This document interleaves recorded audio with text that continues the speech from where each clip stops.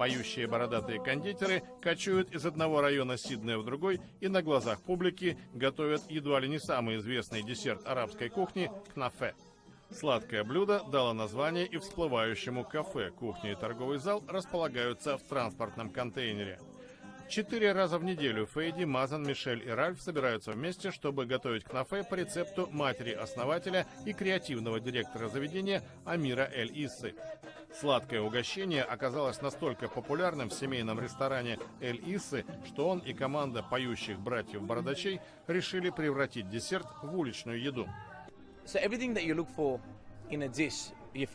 Все, что вы хотите найти в сладком блюде, есть в кнафе. Нам нужен определенный набор ощущений, что-то хрустящее, мягкое, влажное и сладкое. Кнафе отвечает всем этим запросам. У него хрустящая корочка, сочная творожная сердцевина. Мы добавляем дробленые фисташки и сахарный сироп. Так что, если говорить о вкусе и ощущениях на языке, в этом десерте есть все, что только можно пожелать. Клиентов кочующей кондитерской привлекает и сам десерт, и та атмосфера праздничного веселья, которую создают повара.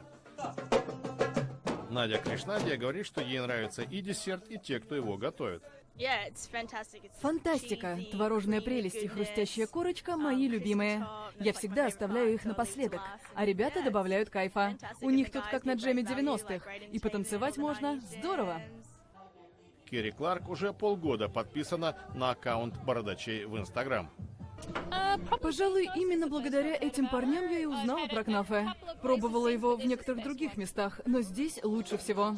По словам Амира Эль-Иссы, пение и танцы – чистая импровизация. Бородатые кондитеры ничего не придумывают и не репетируют заранее. В репертуаре только экспромты.